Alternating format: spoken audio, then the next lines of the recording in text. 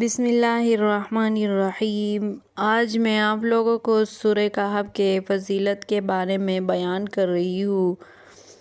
سورہ کہف کے فضائل کے بارے میں بے شمار احادیث حضور صلی اللہ علیہ وآلہ وسلم سے منقول ہے۔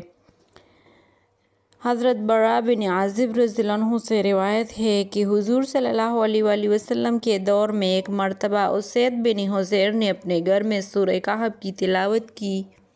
ان کے گھر میں ایک گھوڑا بندھا ہوا تھا۔ حضیر وہ تلاوت سن کر خوشی سے اپنے پیر اور گردن کو ہلانے لگا اور ایک بادل اس کے گھر پر آ کر سایہ پگن ہو گیا۔ اس نے اس کا ذکر حضور صلی اللہ علیہ وسلم کی خدمت میں کیا تو اس پر حضور صلی اللہ علیہ وآلہ وسلم نے فرمایا کہ سورہ کہف پڑھا کرو کیونکہ یہ سکینہ ہے، یعنی اس سے سکون ملتا ہے اور یہ بذریعہ وحی قرآن میں نازل ہوئی ہے۔ ایک اور حدیث ابو درداء رضی اللہ عنہ سے روایت ہے کہ حضور صلی اللہ علیہ وآلہ وسلم نے فرمایا کہ جو شخص سورہ کہف کی ابتدائی 10 آیاتوں کی تلاوت کرے وہ فتنہ دجال سے ہمیشہ محفوظ رہے گا۔ اس طرح ایک اور حدیث ابو درداء رضی اللہ عنہ سے روایت ہے کہ حضور صلی اللہ علیہ وآلہ وسلم نے فرمایا کہ جس شخص نے سورہ کہف کی آخری 10 آیاتیں پڑھیں وہ فتنہ دجال سے ہمیشہ محفوظ رہے گا۔ ایک اور حدیث معاذ بن انس جہنی رضی اللہ عنہ سے روایت ہے کہ حضور صلی اللہ علیہ وآلہ وسلم نے فرمایا کہ جس شخص نے سورہ کہف کا اول اور آخر پڑھا وہ سر سے لے کر پاؤں تک منور ہو جائے گا، اور جو شخص اس سورت کو مکمل پڑھے گا اس کے لیے زمین اور آسمان کے درمیان نور ہی نور ہوگا۔ ایک اور حدیث حضرت عبداللہ بن عمر رضی اللہ عنہ سے روایت ہے، حضور صلی اللہ علیہ وآلہ وسلم نے فرمایا کہ جس شخص نے جمعہ کے دن سورہ کہف پڑھی قیامت کے دن سر سے لے کر پاؤں تک اور زمین سے آسمان تک اس کے لیے نور ہی نور ہوگا اور دونوں جمعوں کے درمیان کے گناہ معاف کر دیے جائیں گے۔ اس طرح ایک اور حدیث ابو سعید خدری رضی اللہ عنہ سے روایت ہے کہ جو شخص جمعہ کے دن سورہ کہف کی تلاوت کرے گا اس کے لیے بیت اللہ تک نور ہی نور ہوگا۔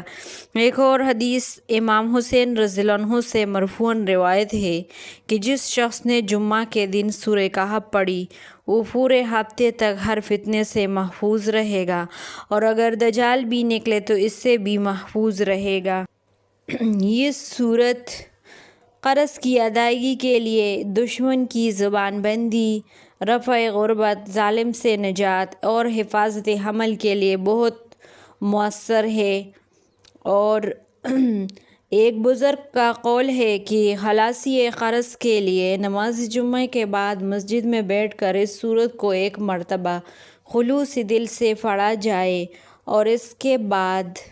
سجدہ ریز ہو کر اللہ کے حضور خلاصی قرض کے لیے دعا کی جائے، انشاءاللہ قبول ہوگی۔ جب تک قرض اترنے کی کوئی صورت نہ بنے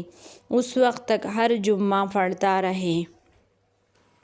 اس کے علاوہ سورہ کہف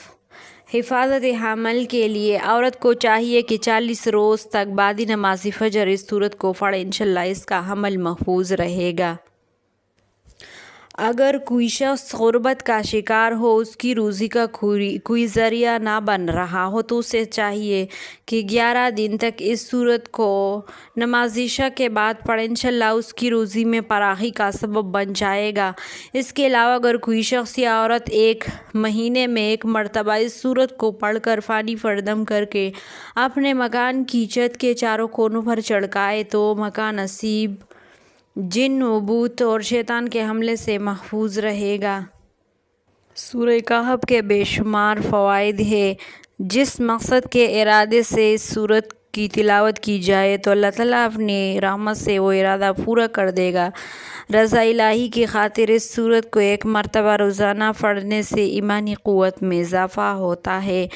اور دل اللہ کے نور سے منور ہوتا ہے۔ اس کے علاوہ میں یہ بات آپ لوگوں سے عرض کر رہی ہوں کہ سورہ کہف جمعہ کے دن کس وقت پڑھے، نماز جمعہ سے پہلے یا بعد میں پڑھے، تو اس بارے میں احادیث میں مطلق ذکر ہے کہ جمعہ کے دن چاہے جمعہ کی نماز سے پہلے ہو یا بعد میں ہو،